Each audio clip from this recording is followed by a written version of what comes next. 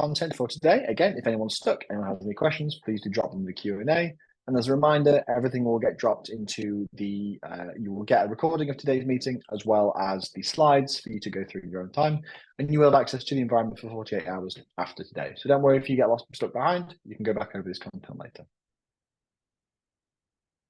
So with an eye to the workshop, agenda, we're moving forward and we're going to be discussing shifting left.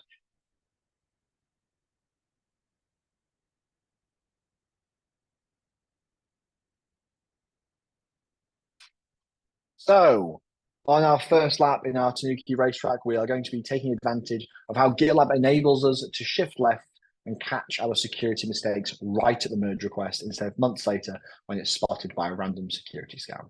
We will review the code that enables security scans and create a merge request to bring it into main.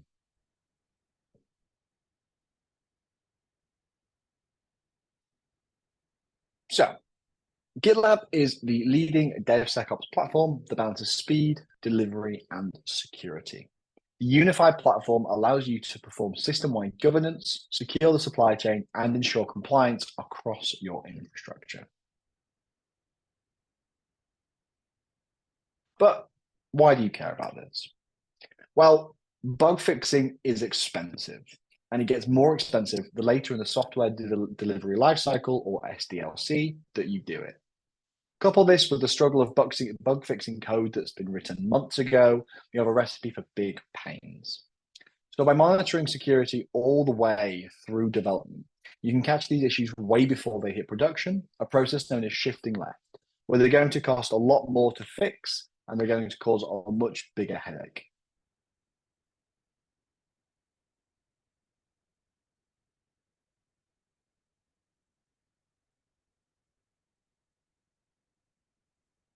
So let's talk a little bit about the total economic impact of GitLab security.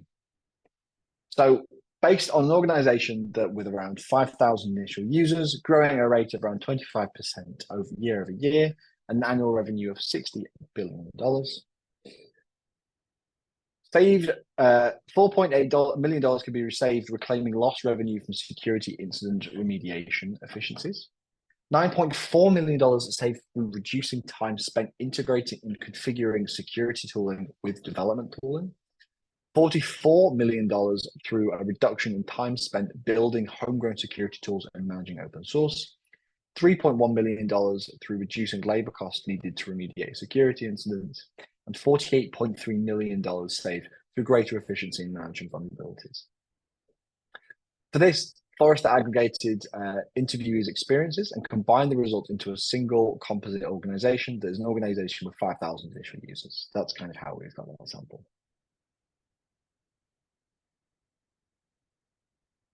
Now, how do we do this?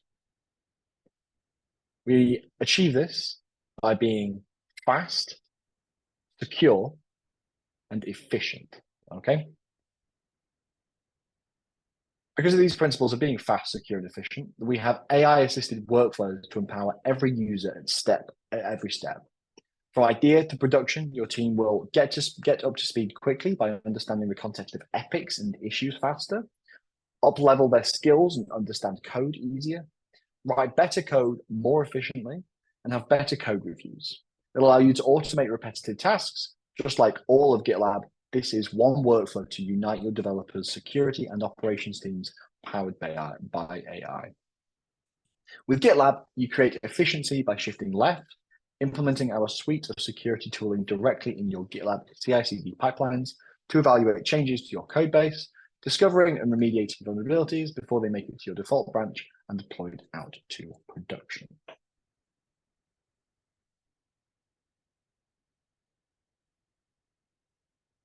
Now we've talked a little bit about shifting left. Let's get some hands-on experience. So we're going to jump into the first lab of today's workshop. So to find this, I'm going to go over to my window here. Now today, whilst I'm working, I have two windows open. I have on the left,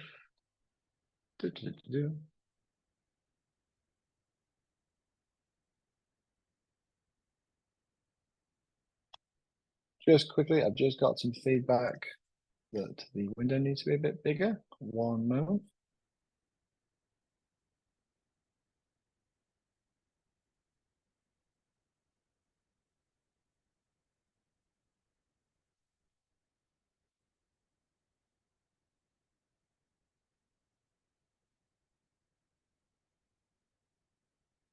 Let me try and change my screen settings. I won't be a moment.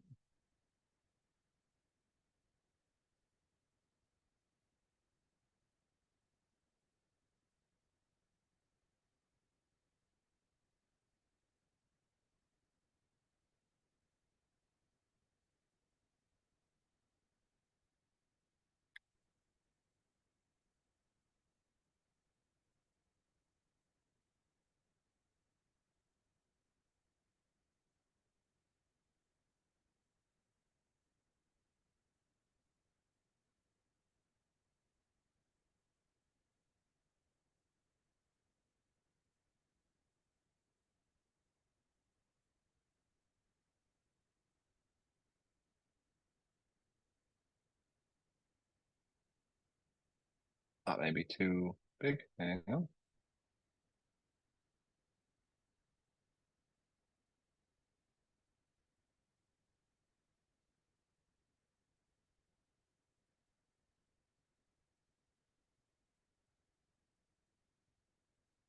Apologies, folks. Just having some issues with my external display. Won't be 1 moment.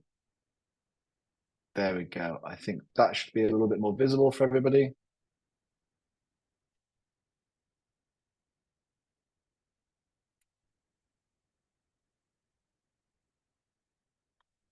Perfect. Give me 1 moment, folks. Just checking some things before we kick off with the workshop.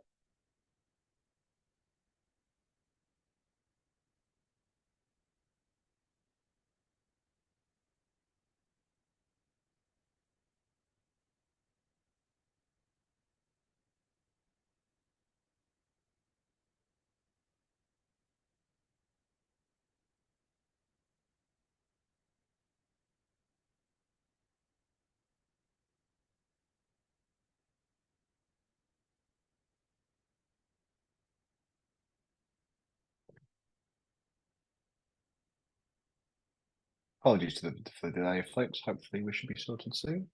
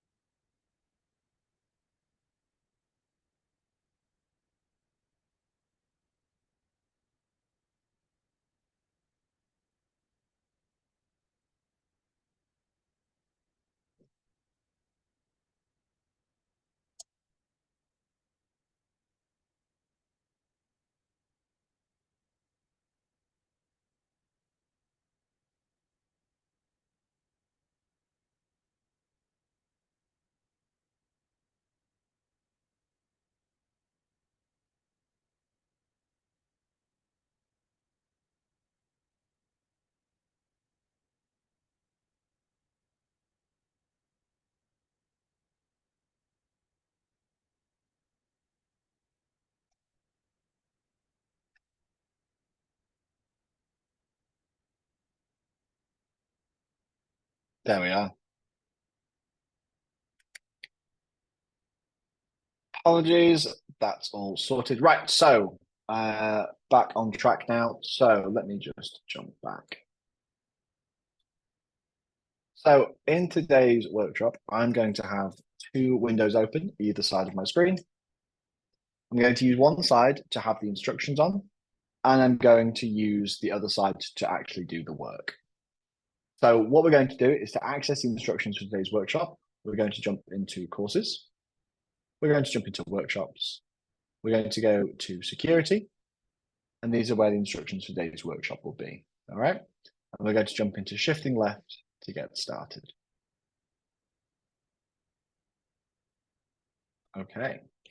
So our first lab today is going to be to create a merge request to add security scans to our pipeline.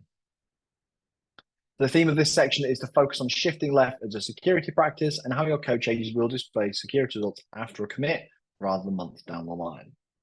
So step 1, we're going to add security scans. So first, make sure you're on the main page of the project, which should look like it does here on the right, with your group code here at the top. Once you are ready, we're going to use the left-hand navigation menu, which can be found here. So because I've got quite small resolution now, it's collapsed. But you want to go into your sidebar. In fact, I'm going to keep that visible. There we go. We're going to go into the sidebar. We're going to go to build, and we're going to go to pipeline editor. Here you're going to see the setup of our main branch pipeline. You can see we're on the main branch here at the top. And notice that we have two stages. We have the build and we have the test stage.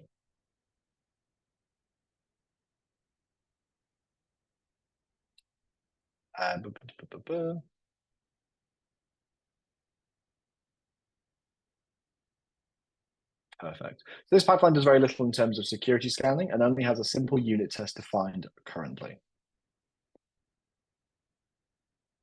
So we're going to go ahead and create a new branch and add our changes. So use the left-hand navigation menu. We're going to go to code and we're going to go to branches. Wonderful. Then we're going to click the blue button at the top right, which says a new branch. So I'm going to click that. We're going to call this branch secure pipeline. Make sure it's based off main, and we're going to click create branch. So now we're in that branch. Once again, we're going to use that left-hand navigation menu. Okay. And we're going to go to build, and we're going to go to pipeline editor. Down here. So we're going to make sure that the branch shutdown that we're on the secure pipeline. Perfect. And you want to make sure. Yeah, so should be in the secure pipeline. And then we want to change the pipeline YAML to be like it is here. So copy that. Paste that in. All right.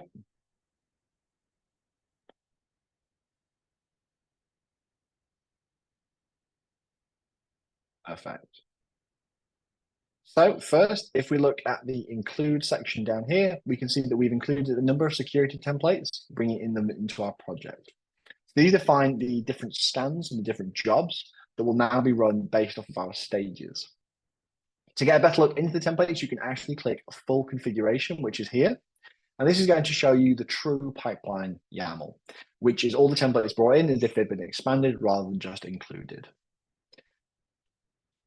You can also click the branch icon just here, and you can see the specific templates, and you can click into these to get some further information about them.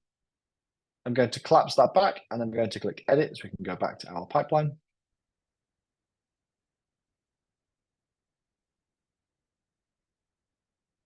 You'll also notice at the end of the file, we've defined an additional job to override one of the values of the SAS jobs that we've brought over through job/sas.gitlab-ci.yaml. Now that we've done our changes, we're going to click commit changes.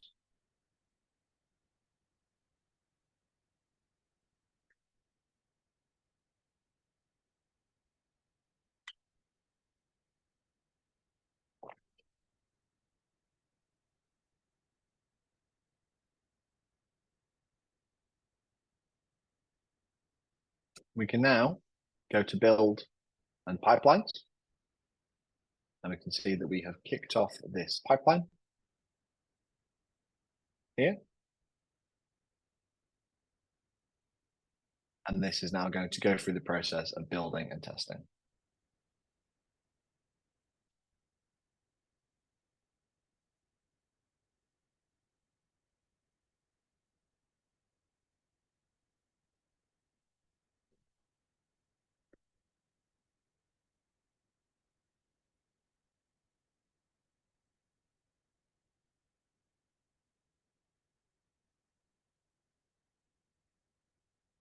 So hopefully everyone's understood what we're going through there.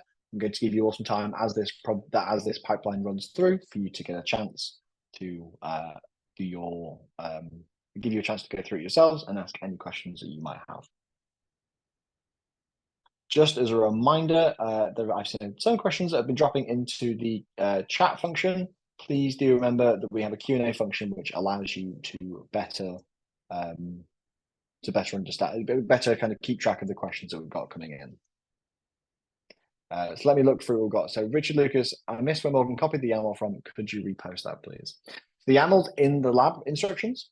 So the YAML is under here. So adding security scans, you'll find that file in this area here. So just click the copy button there and you'll have that to copy over.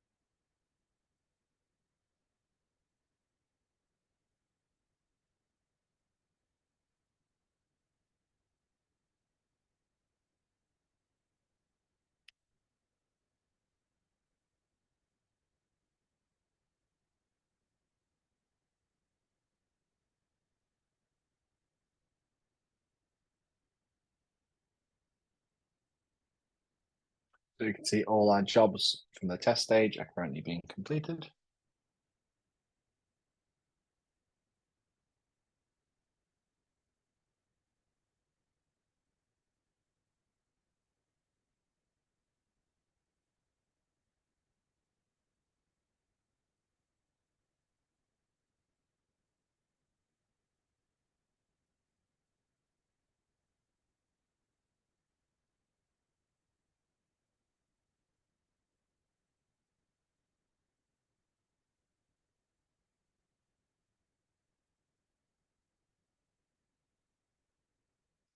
Excellent, Richard. Glad you found it.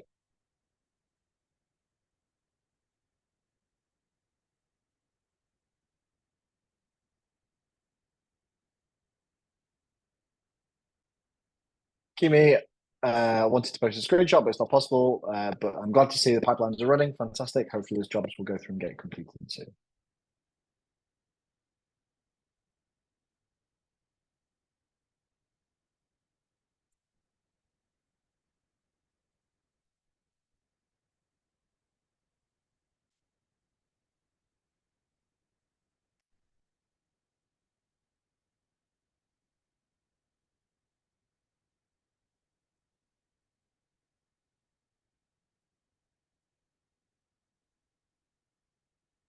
So once my code quality job is completed, I'm going to go ahead and go through the next stage. You may well still be waiting for your pipelines to be completed. So don't worry, it will give you a good opportunity to watch me go through the work before you have to do it yourselves. Okay?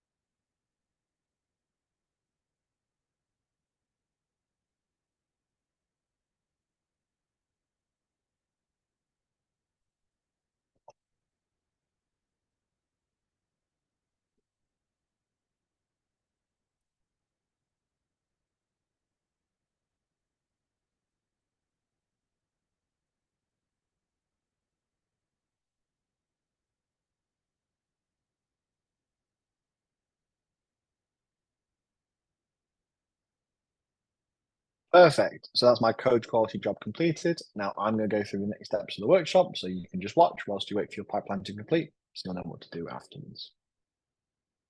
So we're going to actually merge in the new pipeline. Oh, sorry. There's a little section here about GitLab Duo where you can ask GitLab Duo about the security features, which you're welcome to do if you want to explore GitLab Duo chat and ask some questions. The instructions here do say that you can ask any questions to GitLab Duo today, but that's for if you are not with us. If you have any questions today, please feel free to put them in the Q&A, but also feel free to experiment with GitLab Duo chat if you would like. So step 3, now to actually merge in the new pipeline, we want to use the left-hand navigation menu to go back to code and branches.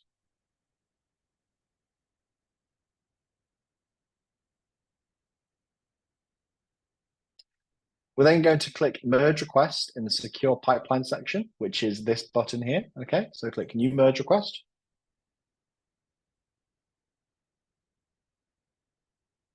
On the resulting page, we're going to scroll down to merge options, which is down here. And then we're going to uncheck delete source branch when merge is accepted.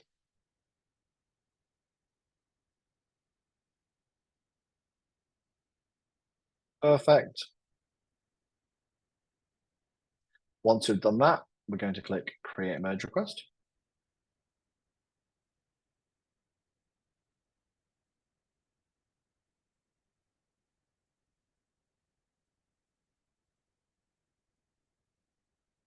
Wait for that to be ready.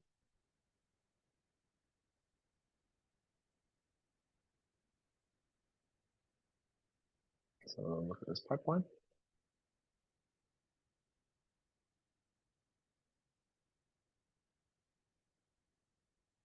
Perfect.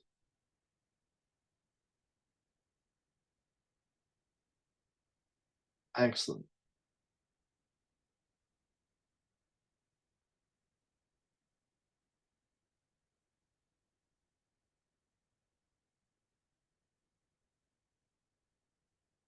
So we're going to leave this tab where it is for now, and we're going to look at merging later. But for now, that will show you now. So we've included the security templates in, we've prepared our platform, we've prepared our merge request. Now we're going to jump on, we're going to talk a little bit more about parsing the results from a scan, which we're going to do in the next stage. So I'm going to give everyone a chance to make sure that they've got their merge request ready, and then we're going to jump into the rest of today's lab. Sorry, the rest of today's workshop. I'm going to give until my clock says 9:39, and then we'll push forward.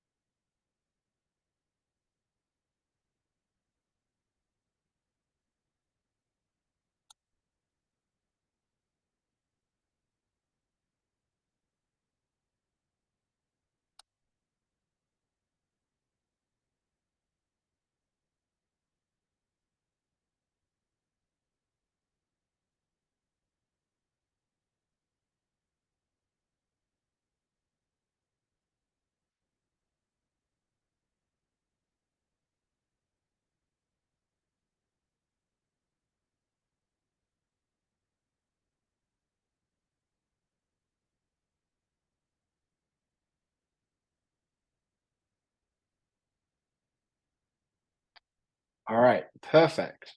So I'm going to jump on to the next lab where we're going to talk about parsing the results.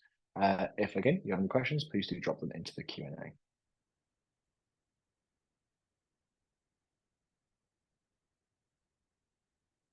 So with a little eye to today's agenda, we're approaching halfway through today's instructions, and now we're going to be talking about parsing the results.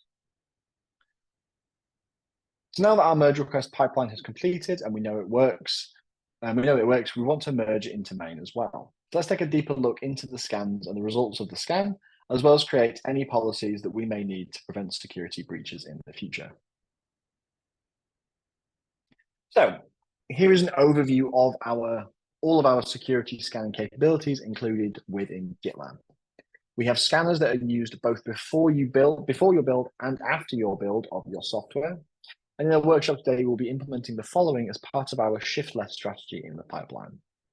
We'll be looking at container scanning, which allows you to analyze your container images for security vulnerabilities. We'll be looking at dependency scanning, which will allow you to analyze external dependencies, such as libraries or packages for known vulnerabilities. We'll be looking at static application security testing, or SAST, which helps to scan application code and binaries for weaknesses and vulnerabilities. We'll be looking at secret detection, which checks for leaks credentials in your code to resolve improper disclosure. We'll be looking also at infrastructure as code scanning, which will scan infrastructure files, check for secure practices. And we'll also have a look at dynamic application security testing, or DAST, which will allow you to analyze running web applications for known runtime vulnerabilities. Note that DAST scanning will occur within the CI pipeline using Docker services, our built container image attached to the DAST job as a service. This is just one method for implementing DAST scanning. There are various strategies not covered today, such as scanning an application deployed to an ephemeral environment, and also scanning an application deployed to a long-lived non-production environment. So this is an overview of GitLab scanning capabilities. There are a few things that we aren't covering today, which are highlighted on the slide, that GitLab can help you with, such as fuzz testing and API security. And these are features that I would encourage you to look into if there's something you would be interested in, and also speak to your account executive or customer success manager to learn more about these features. Now, just a little note on policies. There are two types of policies. We have scan result policies and scan execution policies. So scan result will take action based off scan results, for example, requiring approvals. And scan execution policies require the security scans run on a specified schedule or with the project pipeline, okay? And we can set these policies within GitLab.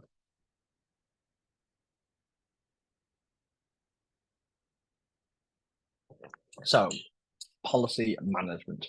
So you can define rules and policies to adhere to compliance frameworks and common controls. You can allow for granular user roles and permissions. So you can define user roles and permission levels that make sense for your organization. You can also employ separation of duties. So you can require multiple actors to complete a task to increase protection from error, as well as to prevent malicious activity. You can also implement access control, which will limit access with two-factor authentication and expiration tokens.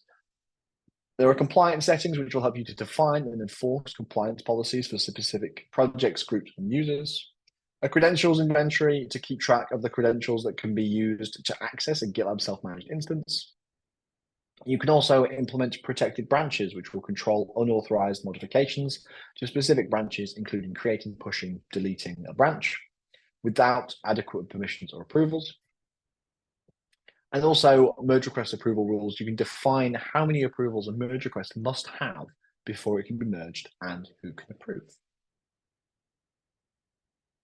And with that, I think we will jump into the workshop questions.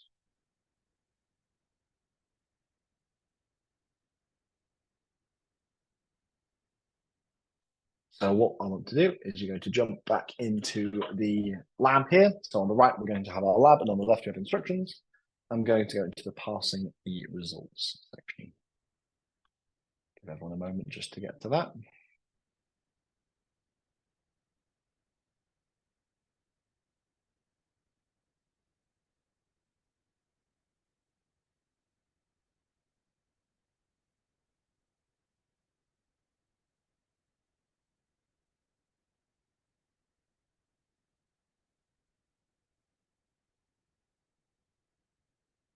Perfect.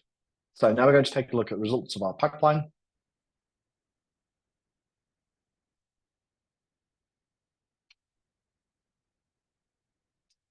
Taking a look at the results for our pipeline, running for the merge request, and then we're going to merge the code to generate the security reports. So following our shift left trend, we will see how security results are included throughout each step of the deployment cycle. So merge request security results. So using the left-hand navigation menu, we're going to go to merge requests, which should bring us to where we just were. Okay. And we're going to go back onto that. You may still be on that screen. So if you'd left it, you can go into merge requests and then jump into here.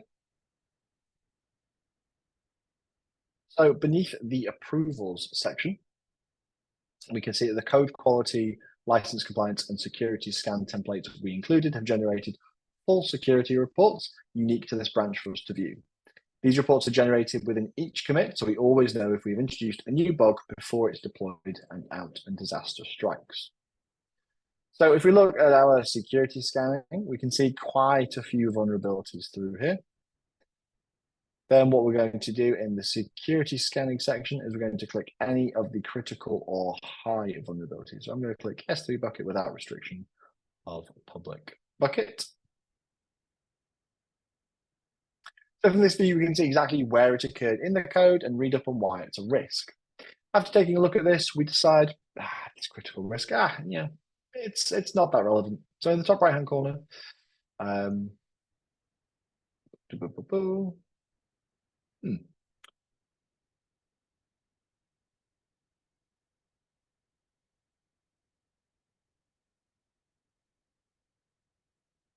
wonderful. Yeah, so excellent. So when you go onto this, you're going to want to click, I'll just go through that process again. So we're going to click onto this vulnerability. We're going to click dismiss vulnerability, which will bring us to this section. We're going to select the reason. I'm going to say acceptable risk. And we're going to click confirm dismissal. Okay. Now we're going to want to scroll down and merge our code. So we're going to scroll all the way to the bottom. We can see a big blue button that says merge. So we're going to click merge.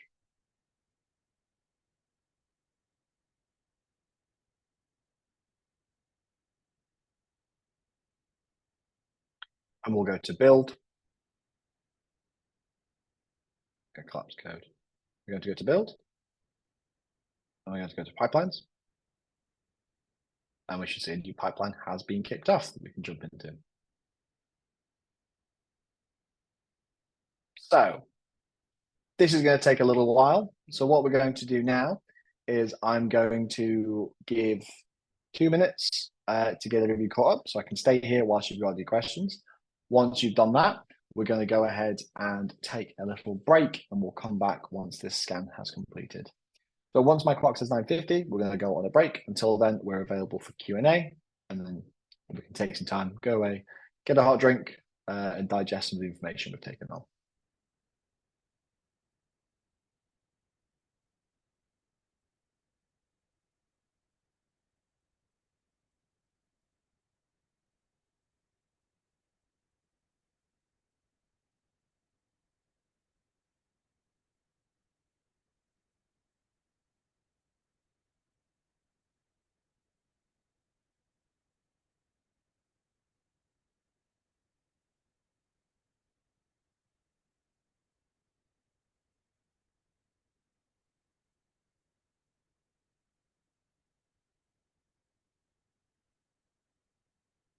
I can see a couple of people aren't seeing any security risks. Could you go ahead and refresh the page for me?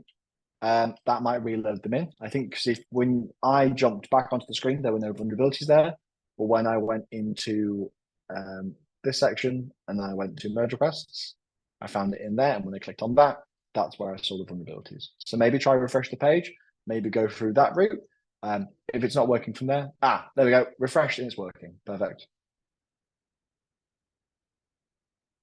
So if you are not seeing any vulnerabilities, refresh the page.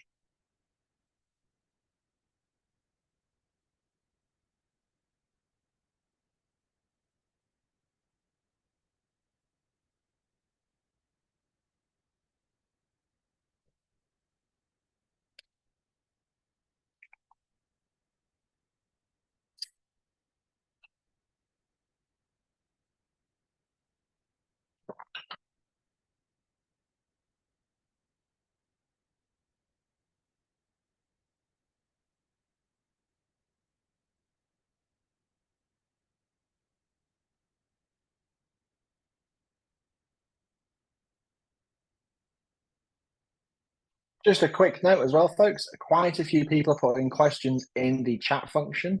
Just a reminder, please use the Q&A function. Makes everything much easier for us to keep track of, which keep the webinar chat space clear.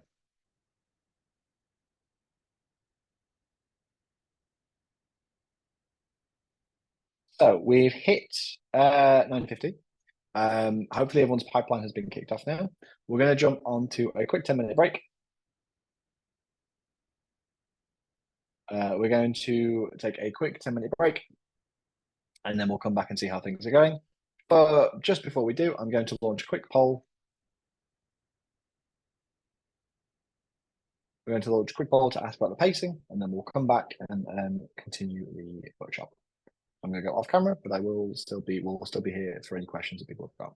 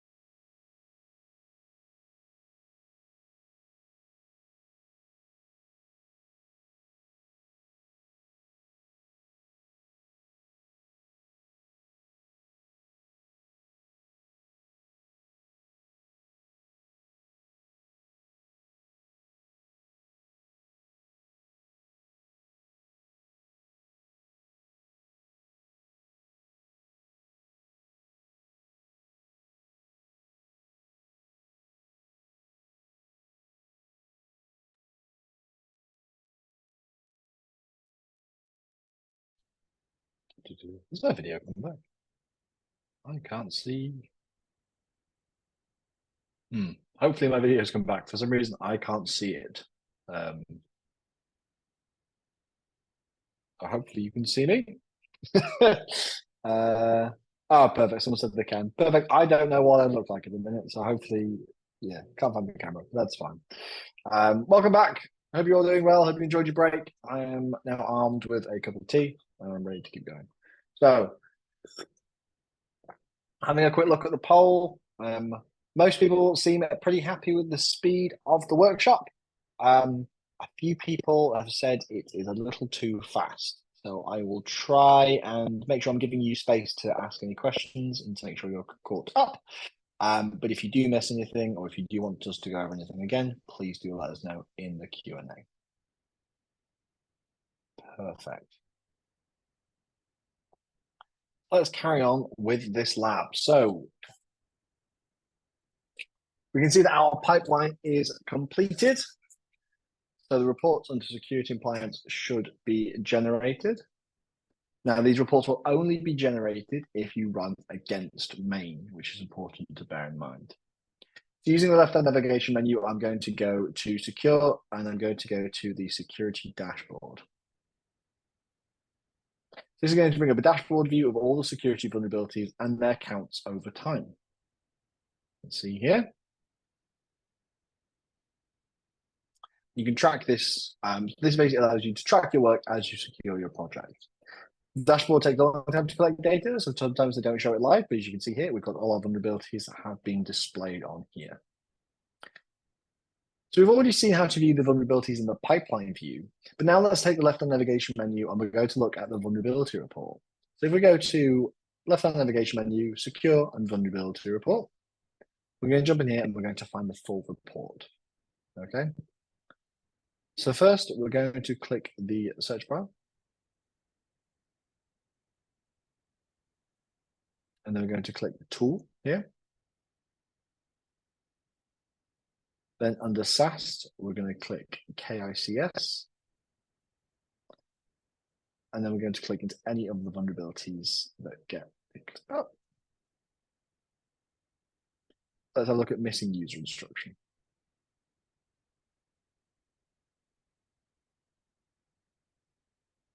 So inside the vulnerability, you can click, we've got GitLab Duo chat in the top right of the screen.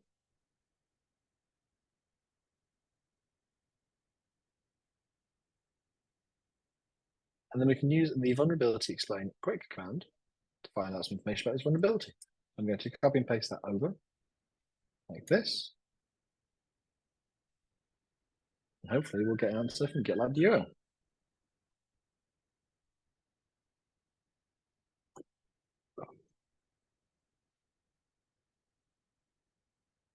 As you can see, we're getting some information here. We've got some vulnerability explanation. We've got some the vulnerability would be exploited, how you could fix the vulnerability.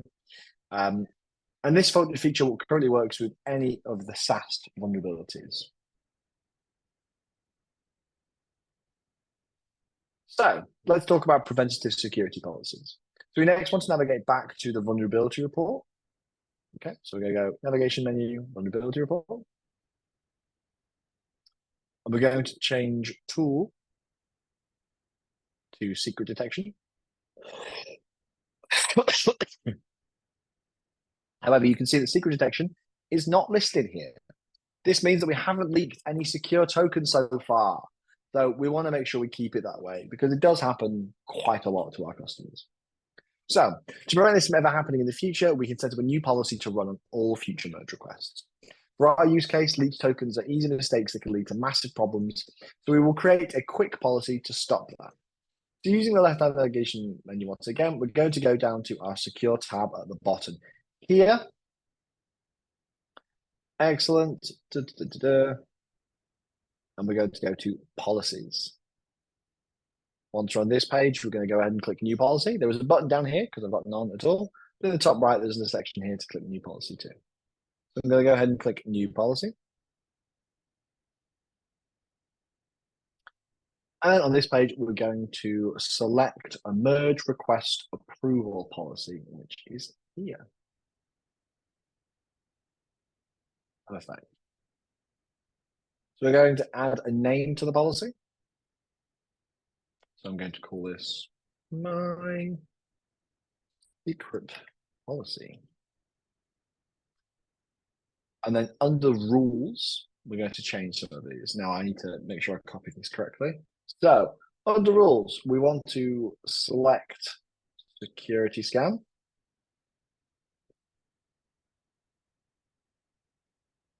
So when security scan, then all scanners, we want to just be secret detection.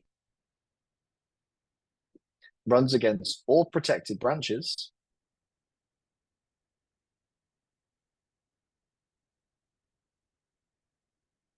We're going to change that to default branch. If we don't, when security scans, when the security scan secret detection runs against default branch with no exceptions. So that should all be left at default. Excellent. Then under actions, we're going to choose individual users. And we're going to add my wonderful colleague, Logan. Oops. Hang on. Quiet proofs. There we go. Don't delete it like I just did. Require individual users. And we're going to click Logan.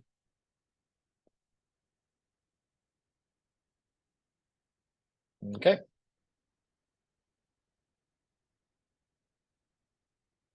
Then we're going to uncheck prevent pushing and force pushing. Please make sure you do this, by the way. Make sure you uncheck prevent pushing and force pushing, because this can have ramifications for later in the workshop. So make sure that is unchecked. As you can see here, please ensure you do this step or you will be blocked later in the workshop. So again, just in case anybody didn't hear that, underneath override project approval settings, uncheck prevent pushing and force pushing. I've had too many people across workshops not do that and then get stuck. So make sure you've unchecked prevent pushing and force pushing. Great. Next, we're going to click configure with a merge request at the bottom. Give that a moment. And we will find ourselves here.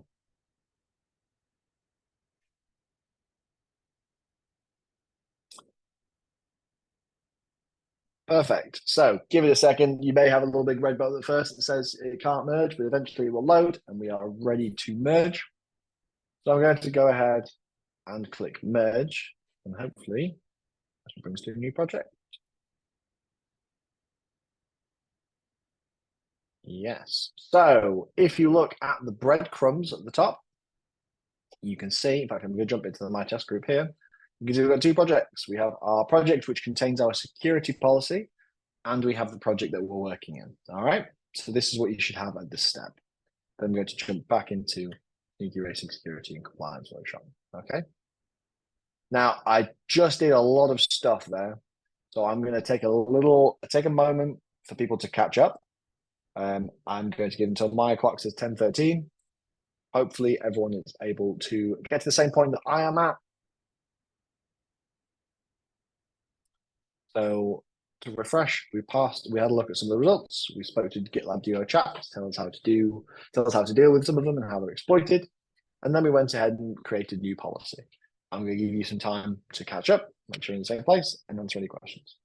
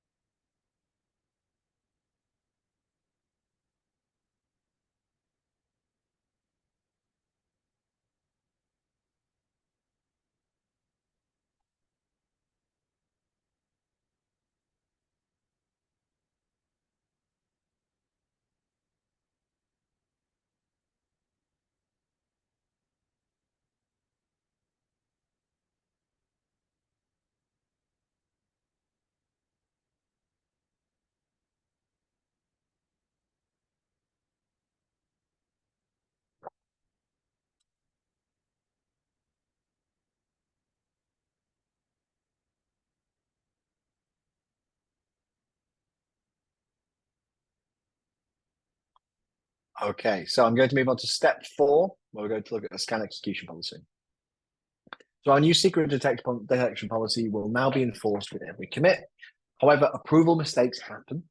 So we're going to set an additional scan execution policy to check for secrets that were mistakenly approved daily. Once again, we're going to use the left-hand navigation menu.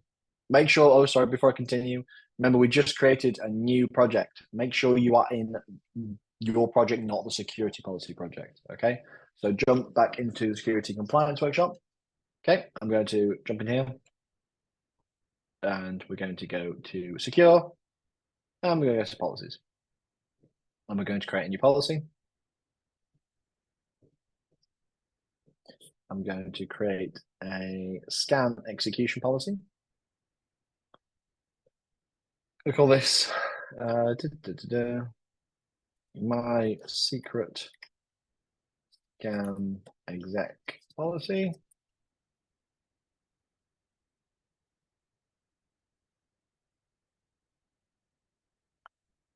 Then under actions, we're going to make sure we are running a secret detection scan, which it does say.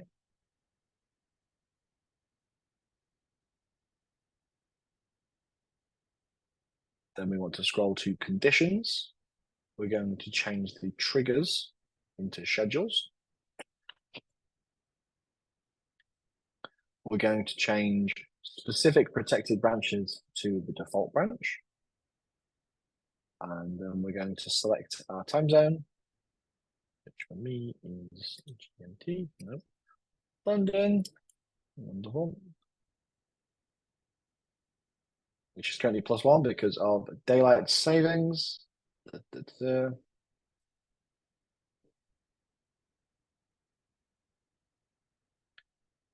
do that at midnight, won't change that. Then I'm going to click configure with a merge request. Give it a second, a moment for the merge button to appear, which it has, and we're going to click merge.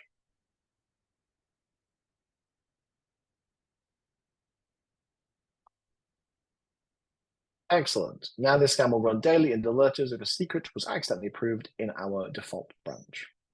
Next, we're going to use the breadcrumbs at the top to go back to the group. You can see we've got our security policy project there, but we're going to go back into our actual workshop. Again, making sure you go back into your project, not staying in the security policy project.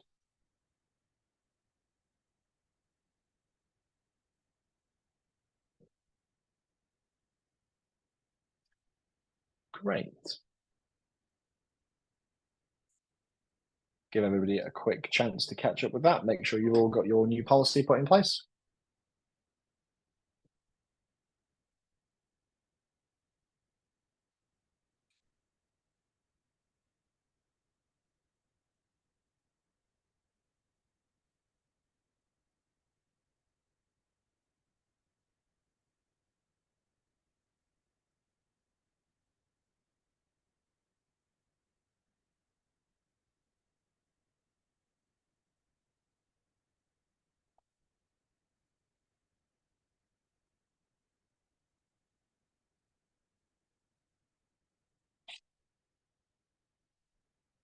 All right, so let's go to step 5, secret detection in action. So we want to see our scan results policy working in action for secret detection. So from the main page of our project, we're going to go ahead and click Web IDE in the edit drop-down list.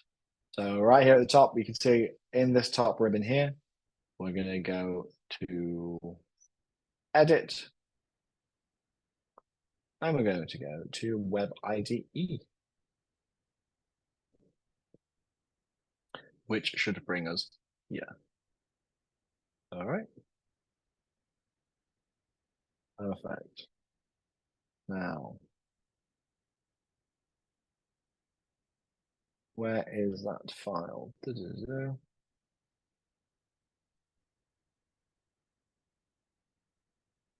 So we're going to want to go to the CF sample scripts directory, and we're going to want to go to the eks.yaml file. Okay. Now what we're going to do is we're going to add a fake AWS token at the end of line 6. Okay. So we're going to change it from this, which says the name of the IAM role for the EKS service to assume. We're actually going to change it to this. The name of the IAM role for EKS service, including the key. I'm going to put that in there. I'm going to replace this, and we put our key in there. Just a quick note: there is a full stop at the end of this thing you need to put in. There's also a full stop at the end of the sentence. Don't take the last full stop with you. Make sure there's just one full stop in there. Okay. Perfect. So once I've put my key in there, I'm going to click the source control button here. I'm going to add a quick commit message. Added a key. Hope that is okay. So I've put that in there. Then I'm going to click the down arrow.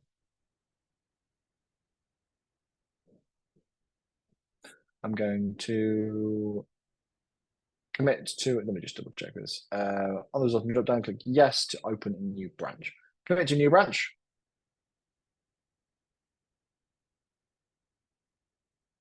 What we're going to do, click the drop down. So I'll just go over that again. So you click that drop down, you'll click to commit to a new branch. It's going to bring you here. I'm going to leave it empty. So I'm going to hit enter. Enter. And hopefully, yep, we've got a little pop-up down here in the bottom right. So we're going to click create MR. Bring us this new merge request. I'm going to scroll all the way to the bottom. And I'm going to uncheck delete source branch when merge request is accepted and click create merge request. We'll give that a little second. Hopefully that gives time people to get caught up.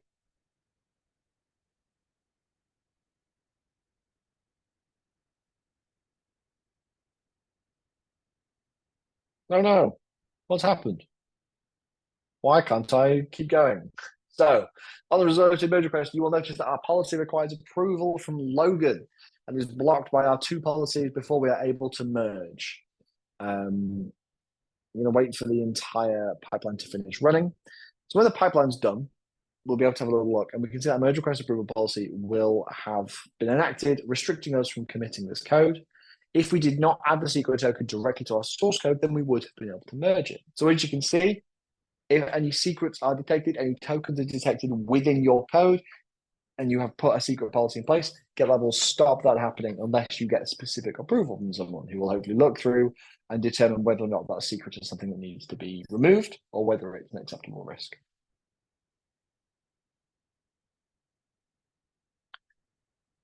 Waiting for this pipeline to run, and we'll give people a chance to get caught up as well.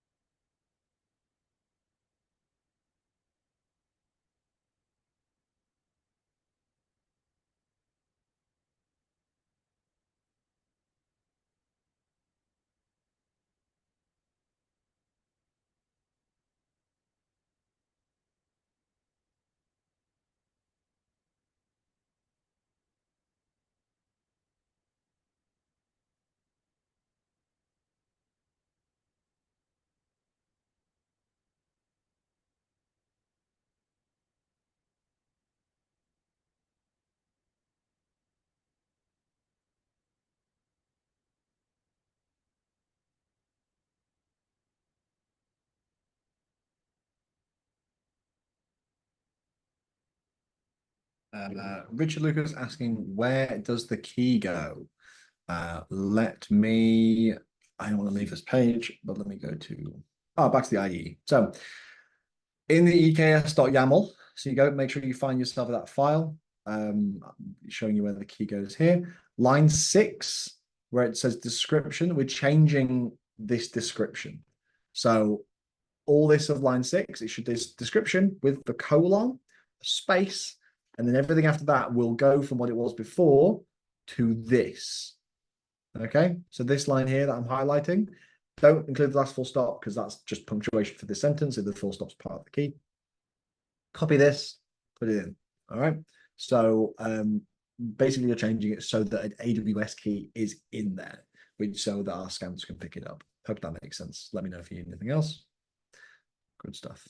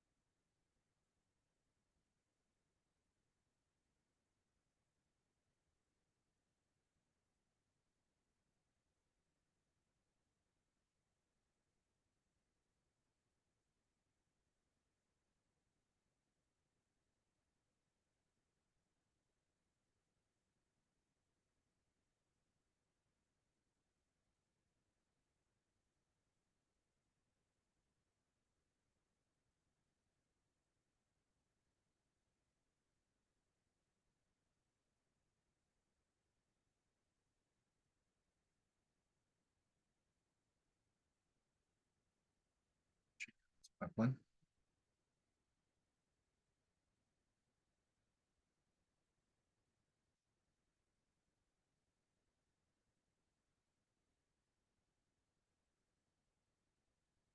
Perfect. So blocked pipeline.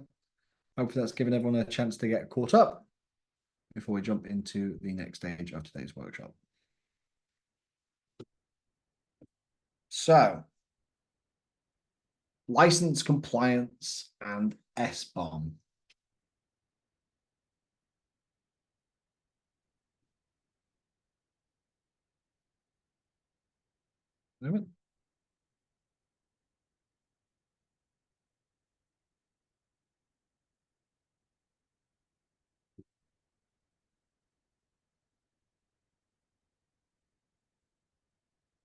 So, with so many high-level hacks appearing in many headlines, most governments have started to require a software bill of materials. You decide that it is in Tanuki Racing's best interest to have these reports ready to go so you can quickly check if you are affected by the next breach. So, Vegas, SolarWinds, Log4j, the long list of major security breaches has grown lately as Las Vegas was shut down for days due to hackers taking over their infrastructure. This added to the long list of major hacks like SolarWinds, Log4j, etc. The result of these hacks has led to the Biden administration requiring any software companies working with the federal agencies to deliver a software bill of materials, or an SBOM, from the end of 2021 onwards. And it's not just the US government that's done that either. Lots of places have implemented this. To ensure that we're all on the same page, let's go over what an SBOM actually is. So an SBOM, software bill of materials, is a nested inventory or list of ingredients that make up software components. In addition to the components themselves, SBOMs include critical information about the libraries, tools, and processes used to develop, build, and deploy a software artifact. The SBOM not only reveals potential vulnerabilities in software products, but it also paves the way for strategic risk mitigation. In today's rapidly evolving digital landscape, the emphasis on application security within the software supply chain has never been more critical. The integration of upstream dependencies into software It requires transparency and security measures that can be complex to implement and manage. This is where a software bill of materials becomes indispensable.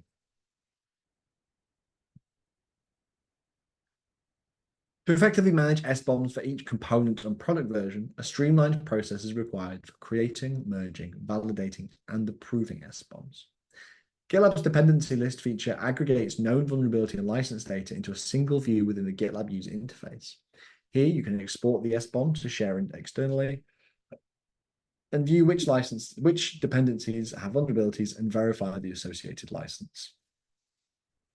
So our next exercise, our next exercise will explore a GitLab generated SBOM report, and you can also ingest a report into GitLab as well. CycloneDX is a lightweight SBOM standard designed for use in application security context and supply chain component analysis. CycloneDX is developed by OWASP, SPDX for its currency. And this is just a little overview of the features that we provide regarding the software bill of materials. Again, you will have these slides presented to you at the end of today's workshop, so you're able to go through these yourself later. You can see the things we have now, things that we are currently in progress, and things that are on our roadmap. So things that we are currently developing. So we are currently developing the support for SPDX SBOMs, and also for so dependencies can be continuously analyzed for vulnerabilities. And something that's on the roadmap is support for downloading a combined or merged CycloneDX or SPDX file, including retrieving and distributing the combined file through a CI/CD pipeline. And again, you can see all the different features that we actually do already provide with our SBOM features. And with that, I think we will jump into our next stage of the workshop. So we're going to now look at software bill of materials, and we're also going to look at license compliance. So let me jump back to my page. Here we go. I'm going to jump back here into the software bill of materials and license compliance section. So we will now take a look at the SBOM report that our scanners created, as well as see the various licenses that our scanners detected. So with the uptick of major security breaches hitting headlines, many governments have required these SBOMs, and we're going to go through how GitLab creates them for you. So from our GitLab left-hand navigation menu, we're going to go secure, and we're going to go to the dependency list. Here we can view all of the dependencies that are directly and indirectly included in our application. Feel free to click through some of the pages and notice the components that are all directly or indirectly included in the application. Again, we can see all these here. We can see curl, we can see git, we can see bash, we can see all sorts of libs, all sorts of things included here. passwd, login, all sorts of things are included. All right. I'll jump back to the beginning. Now, we're going to export these findings into a CycloneDX format, and we're going to do that by going left in the navigation menu. We're going to go to build, and we're going to go to pipelines. We're going to look at the pipeline that was most recently run against main and click the download icon. And we're going to get some artifacts that are all in here ready to download. We're going to search for container scanning CycloneDX, which you should find there. Okay, so just search container, I found it there. I'm going to click that. And that is going to go ahead and download that artifact in CycloneDX format. Let me just put that. Oops, there's it.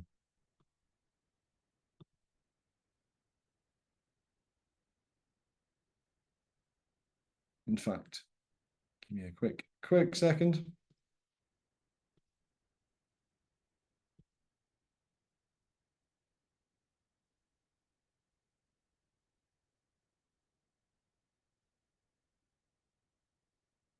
So here we go. This is it. It's machine readable, so there's not much you can glean from this, but this is the SBOM report that you can download. Okay. And there's more information about the CycloneDX format in the documentation, and I'll drop it in the Zoom chat as well, so you can peruse later if you would like to bookmark that. But that will tell you more about the CycloneDX format.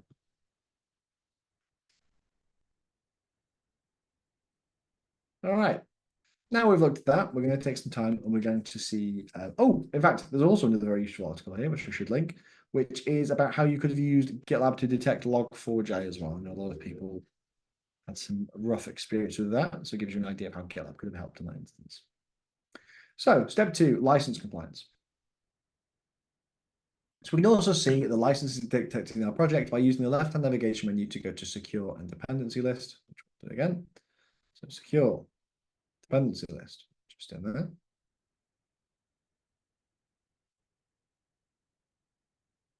See, so to better see include licenses, we can select packager here from the top down. So where it says severity, click drop down and click packager. Let's say we want to prevent the use of the LGBL-3.0 license. So using the left-hand navigation menu, we're going to go secure, and we're going to go to policies. We're going to create a new policy.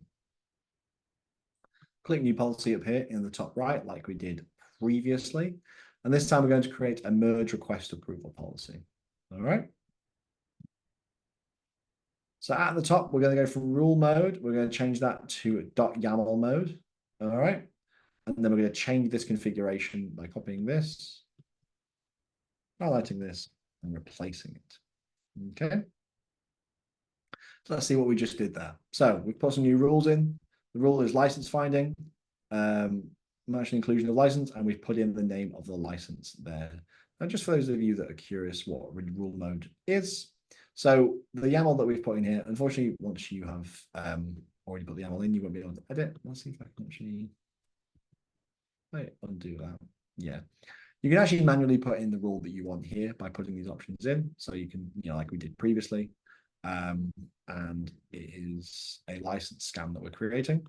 But what we can also do is if you have the YAML, you can just place it in there. Okay. Once we've done that, we're going to click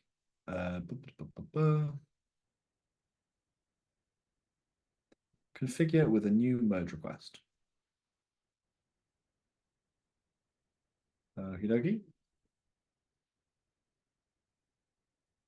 Once we've done that, we're going to click merge.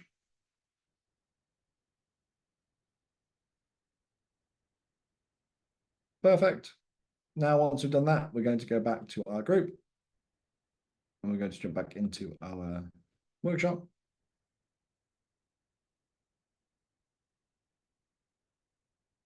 Now, when we run a new pipeline for a merge request, a new approval rule based on this license compliance policy will be added to prevent any software using the LGBL.3.0 license. And the security bot will notify you that you have a policy violation. So again, if you have any software that you no longer want approving, or you want to even see if the license is still there, you can scan based on these license policies and see things that are going to cause an issue and get rid of them, get rid of those vulnerabilities. Okay, and just another way GitLab can kind of work with you to make sure you're kind of being compliant, make sure you're being secure, and making sure you're tracking down any vulnerabilities that could cause you headaches. Gonna give them a couple of minutes just to make sure we're caught up. So on my clock says 10:38. I'll press on, but hopefully you should get to a point where you have your license policy in place.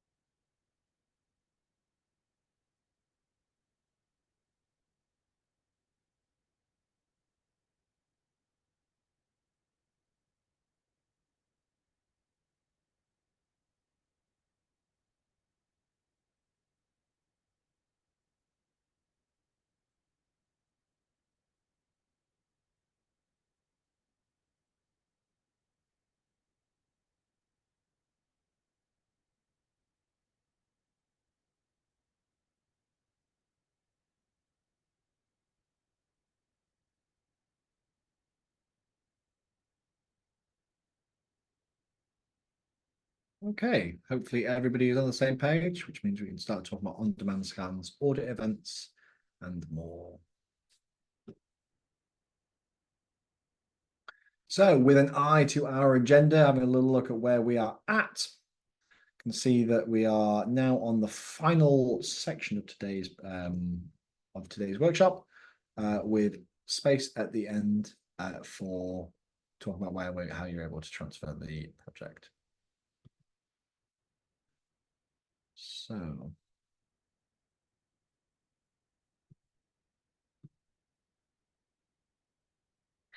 So now that you have secured your application through the use of your compliance frameworks, policies, and scans, we're going to take some time to make sure we can double check, especially in the worst case scenarios.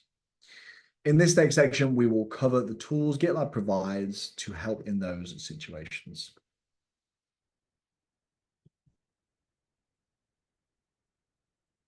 So, state of the software supply chain. So attacks are becoming more frequent in the software development lifecycle, and devs are saying less and less vulnerabilities are actually being detected.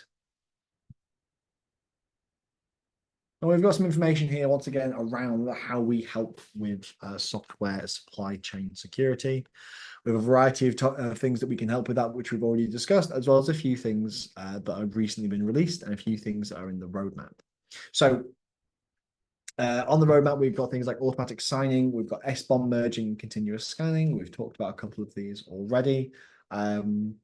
We've also got AI vulnerability explanation, which we've gone through over now, as well as actually providing scan results within the IDE where you're making the code and providing auto commit signing. So we've got all sorts of features that can help with the software supply chain security. If there are any features that you see on here that you're not currently taking advantage of, I recommend reaching out to your GitLab representative and seeing if they can help you get the most out of the GitLab, make the most out of the GitLab that you have got access to. And if there's any of these that you don't currently have access to, again, worth discussing, see if you can implement them. Working with your representative, see if there's a way you can implement them within your organization. So let's talk about on-demand dynamic analysis, let's talk about DAST, which is dynamic application security testing. So earlier in the hands-on lab, we demonstrated SAST running as part of the CI pipeline within the job environment using an ephemeral Docker service attached to the job. With on-demand DAST scanning, you can allow your team to manually trigger a DAST scan against a long-lived environment or run a scheduled scan against the UAT environment on a weekly basis, for example.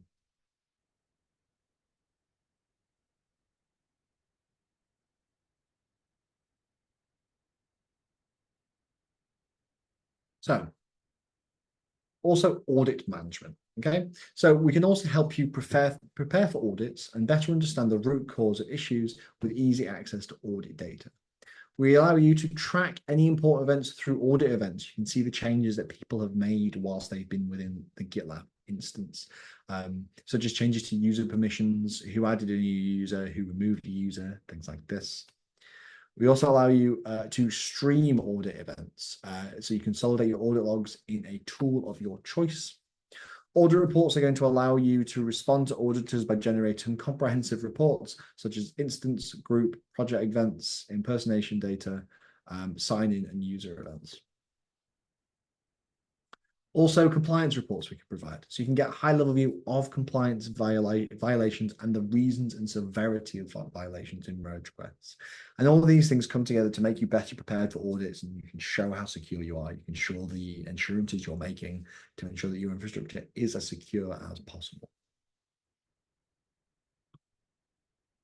And now we're going to take some time to go through these on-demand scans, audit events, and other configurations so you can get an insight to how you might be able to use these within your environment. Okay, so I'm just going to go back to my screen. I'm going to go back in the labs, and we're going to go to number 4, on-demand audit scans, audit events, and extra configs. So we're going to wrap up the last few security capabilities that GitLab offers beyond what is possible within our CI/CD configuration by adding some on-demand scans. So we're going to go back to that left-hand navigation menu. And we're going to go back to some on-demand scans. So let me just move my Zoom thing. There we go. Left-hand navigation menu, secure, And then we're going to go to on-demand scans, which is just here. I'm going to click the big blue new scan button. In the scan configuration section, we're going to add a name. This is my very awesome scan. Excellent. We're going to leave everything else blank, and then we're going to go to DAST configuration, and we're going to click select scanner profile, and we're going to create a new scanner profile. Going to give this scanner profile a name. My scanner profile. We're going to leave the rest of the AS. Now I'm just going to take some time just to go through some of these options. So there are two ways you can do DAST scanning. There is passive and there's active. So passive just kind of monitors HTTP requests that are coming back and forward and can find any potential vulnerabilities. But you will also have active, which will just attack your infrastructure, right? It'll just not your infrastructure, rather, it'll just attack the site, the live site that you're wanting to find out and see what vulnerabilities it can find during that. Okay, and we're going to put the site profile next for what it would attack, but these are the two different methods. Now, it's worth saying that the active scan puts a heavy load on your site, and we would not recommend doing this in production, purely because it's attacking it, it can cause it to crash. Like I say, it's a very heavy load on the site, so you want to make sure that you are using it not in production, right? Not in a live production environment. So great. Now I've done that. I've created my new profile. I'm going to use a passive scan. Then we're going to put a site profile in. I'm going to create a new site profile. And we're going to give it a target URL. We're going to give this one that we've got here, this very legitimate website. Profile is my site profile. We'll say example. Okay. So we're going to the example homepage. Now, again, it's out of scope to fully deploy this application, so we're not going to run this DAST scan. But again, you can look through some of these settings. We've got information, things that you can drop off here to find out some more information. So, for example, if example.com/home has got things beneath it that we want to exclude, like we don't want these things to be attacked, you can put those in the exceptions list and things like this. Like these are the controls that you can apply. So I'm going to click Save Profile. Perfect. And then we click Save Scan, but we're not going to run it. Perfect. So again, that is how you would go around creating those on-demand scans. Unfortunately, it is out of scope for us to actually show you a scan because it takes a long time. It puts a very heavy load on the infrastructure. But I encourage you to look into the DAST documentation and try it out on try it out within your system as well. The next thing we're going to look at is project audit events. So we want to be able to see the things that are happening within our GitLab environment. So what we're going to do is we're going to go to Secure, and we're going to go to Audit Events, which is here. And we can now see every action that has been taken on this infrastructure. We can see everything I've done here. We can see I've added approval users, I've added site profiles, I've created issues, I've done all sorts of things in the process of making this, and we can see who did it, right? So you can see the import of these are the things that were done before I got here, right, by me. And ever since we started, these are the different things that I have done. Okay.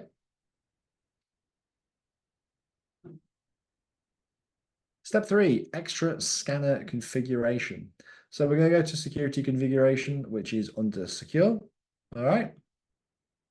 And we can see all the scans that we have enabled.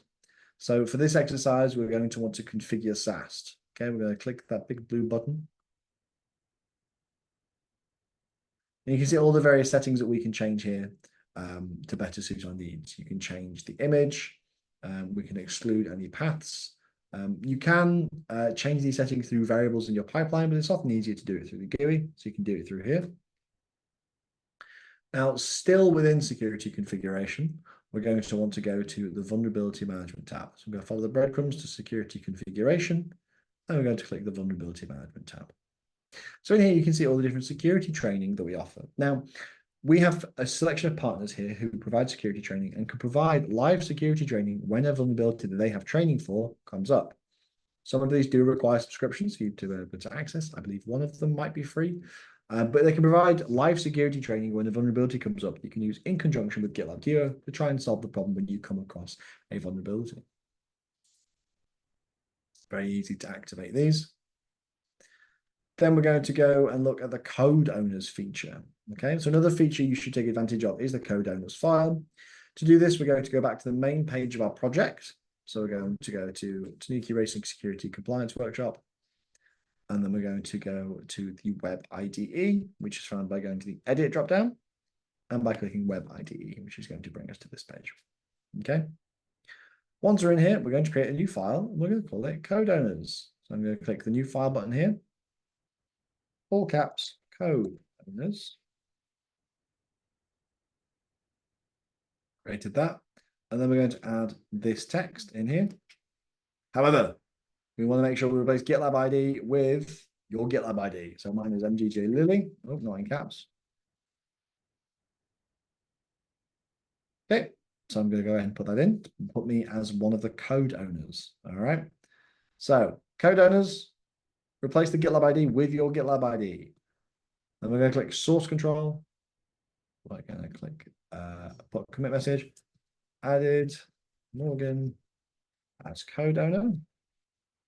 Click this little drop down. Go click commit to a new branch.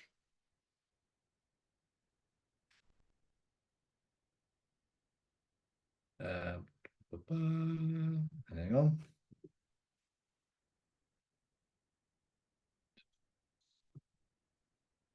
Never mind. So click the source control button, put the message in, and then we're going to click commit to main. Okay. I was going too quickly there. Should have checked the instructions. So put the message in, and then we're going to click commit to main. You can change the default branch. Let me just double check. Commit message, then click commit to push. Next, on the resulting dropdown, make sure you click commit to mains. Should be good. Continue. Then this pop-up is going to come, and we're going to click go to project. And we can now see we've got our code owners file in here. So I did a couple of things just then. I went through the scanner configuration, and I also added the code owners file. So I'm just going to give you 1 or 2 minutes just to catch up and ask any questions that you might have, so we can make sure that you do get caught up.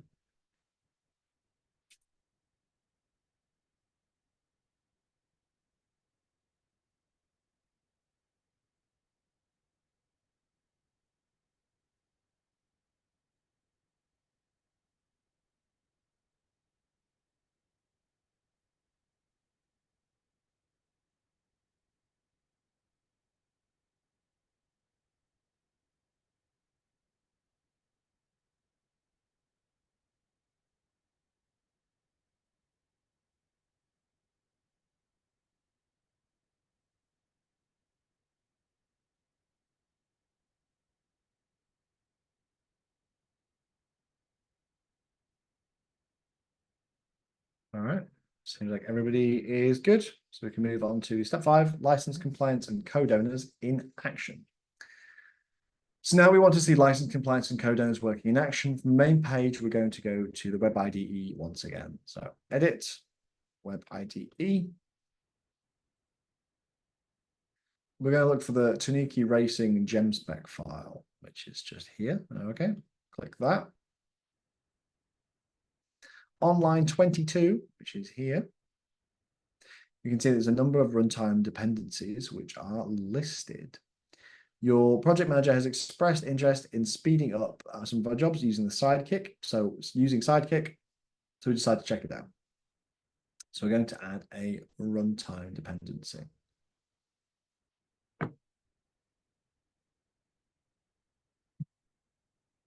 Going to copy this. I'm going to add that in here. Okay. So Sidekick has now been added. Okay. With the rest of the runtime dependencies. We also want to manually replace the gemfile.log file content to include all the changes that a bundle install with Sidekick gem could require. So I'm going to go to the gemfile.log. And I believe this is the new version of this. Let me just double check.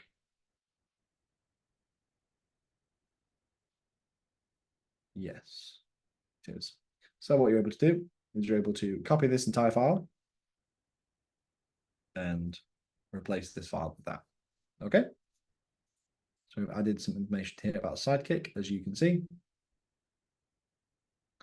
Perfect. Once we've added that, we're going to click the source control button.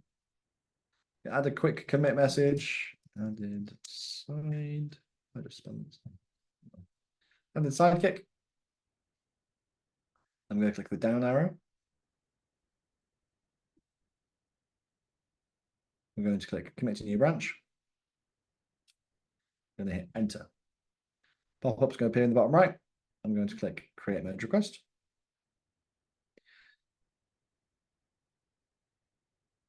So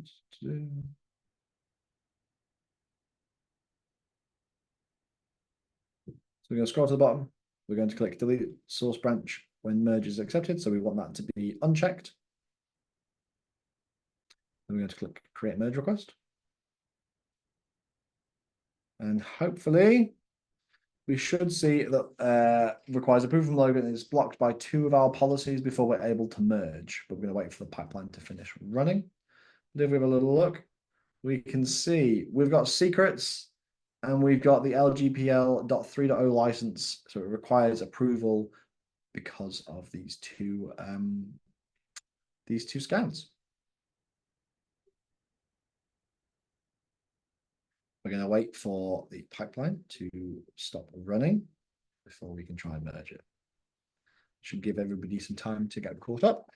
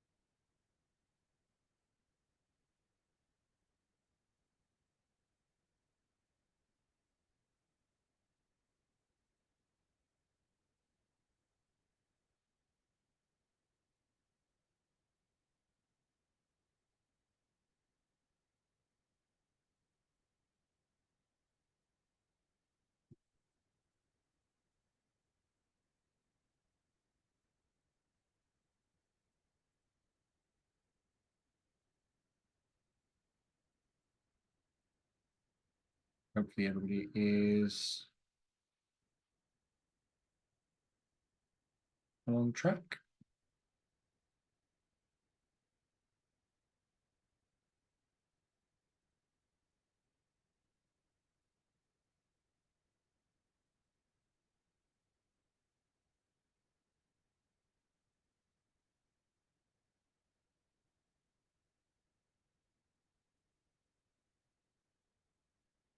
If everybody can hear that, but my dog is currently howling along with an ambulance.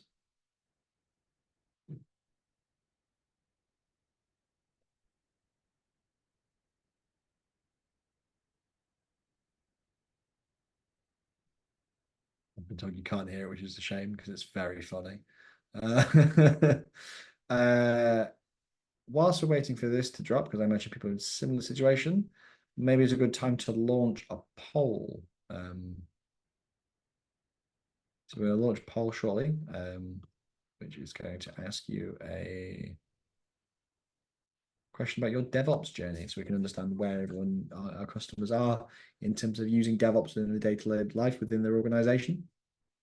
And gives us an idea of kind of where you're at and what kind of help we might be able to help with. Gives us a broad view. I think sometimes when you're working in the DevOps space and developing a lot of DevOps practices, you're thinking very big picture, thinking, yes, these are all fantastic tools. So it's good to get an idea of where people actually are at so we can work out where we need to come to help out. Lots of people just starting, it seems. It's nice to know people are working their way towards it.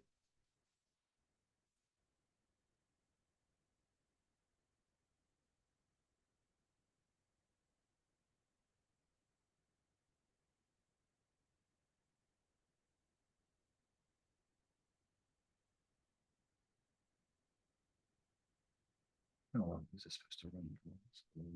Where are we at? Yeah, we're just on that last code quality job now, which I think is the one that takes the longest. So hopefully we'll be done soon.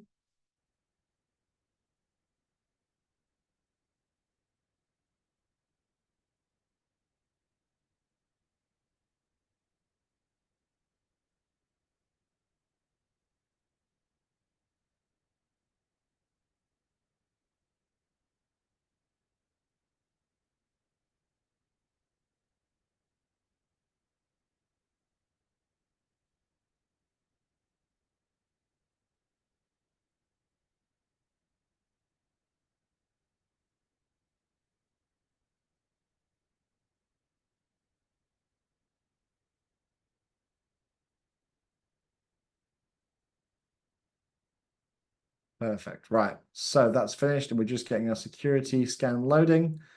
We can have a look at that.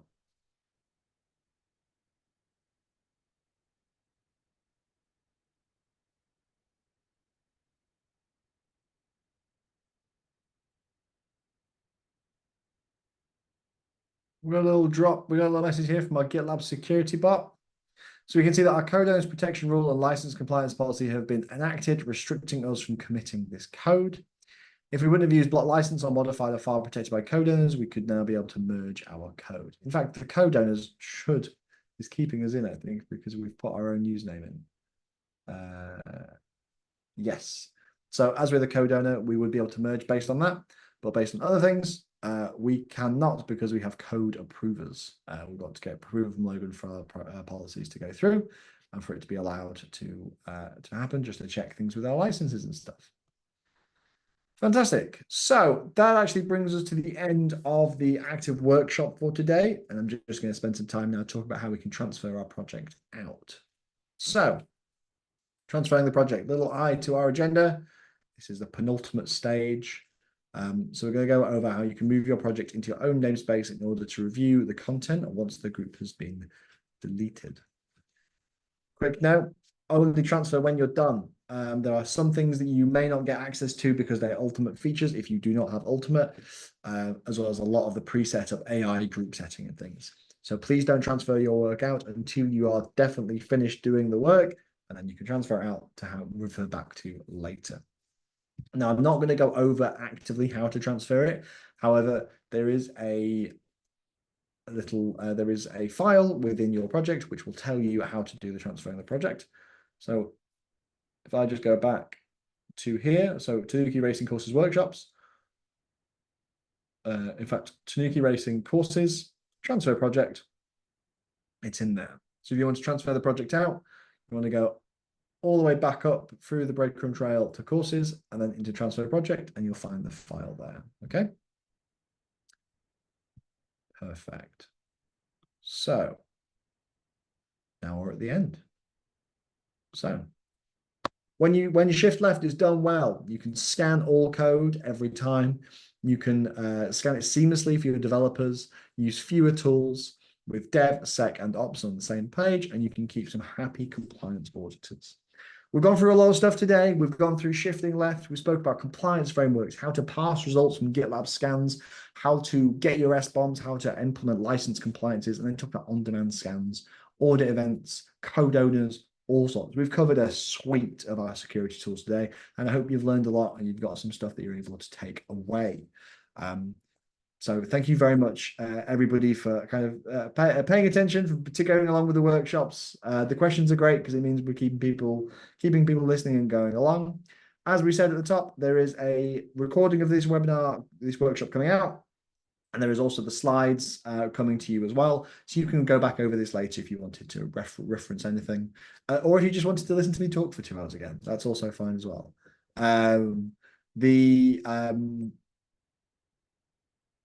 The environment that we've created for you will be here for 48 hours, so you have access to that. So if you wish to kind of work on this, if you want to spend some time in here, go over it and transfer it out, you can bring your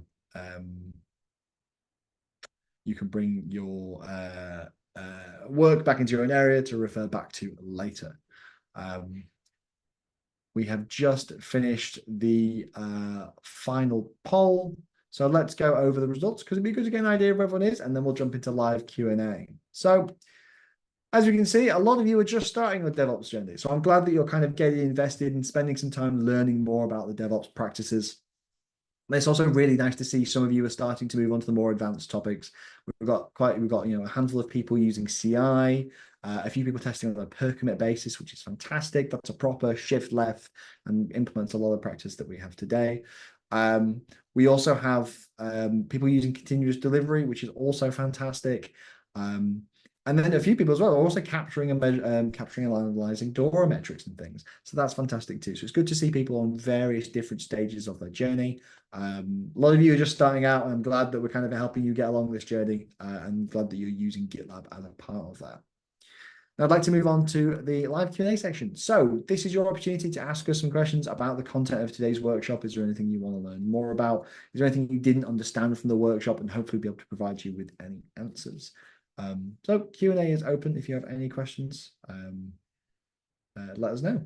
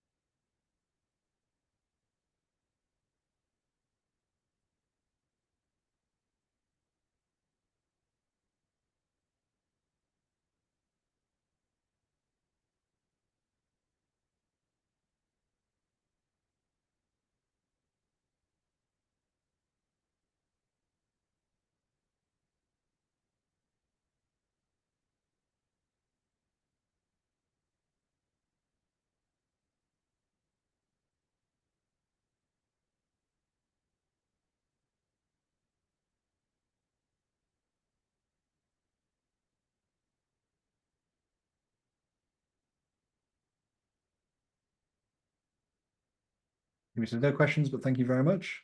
Fantastic. Glad you enjoyed it.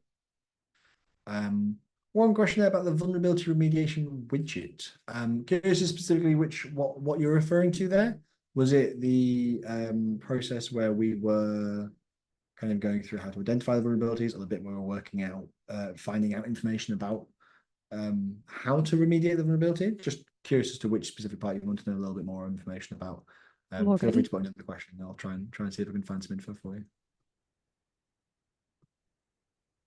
I think that might be the actual vulnerability remediation process when you have a merge request. This. How do we mark something as a false positive? Oh, I should be able to take you through that. If I go to, so if I go into, where have we gone? Secure. If I go to the vulnerability report, brings you up to this section. So make sure you're in the vulnerability report. You can see the different vulnerabilities here. I'm going to click on any of them. So this happens to be a critical one. So maybe critical ones usually you can't just dismiss, but who knows? Jump into there. Oh, where's it gone? We're not actually seeing the page, by the way. We're just seeing the live Q&A. Oh, hang on. That's because I paused my page. Thank you. So yeah, so just for context, in the Q&A there was a question about the difference between how do you mark vulnerabilities as false positives. I mentioned that there's two ways of doing this, either in the vulnerability report, which is what you're showing right now, and in the merge request from whatever you add as context within the new within the stuff that you've just committed. So I think the question is more around from the merge request, rather than doing it from the vulnerability report. For context, for the rest of whoever's listening in, the vulnerability report is only viewable on group level, whereas the merge request is potentially only available for a smaller collection of people. And now I'm just going to mute myself again. Thank you very much. No, that's very helpful. I'll show it because I'm here anyway. So you can click into this bit. And whilst you're in this vulnerability, you can click the drop down here and you can click acceptable risk, which will then display, or false positive. They're both here. So now in reporting, which is test result, so that is one way you would be able to do that. I don't think I have got a merge request I can jump into. Let's have a look. So if I jump in here, we can have a look at our merge requests down here. I can click on this particular vulnerability, and it is a similar process. Okay, so whilst we're in these vulnerabilities here, I can click on one of these, and I'll expand this window.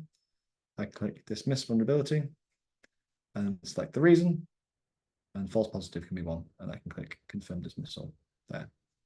So that is how you can mark something as false positive in two different methods. Thank you very much for the help in answering that question, Dominique.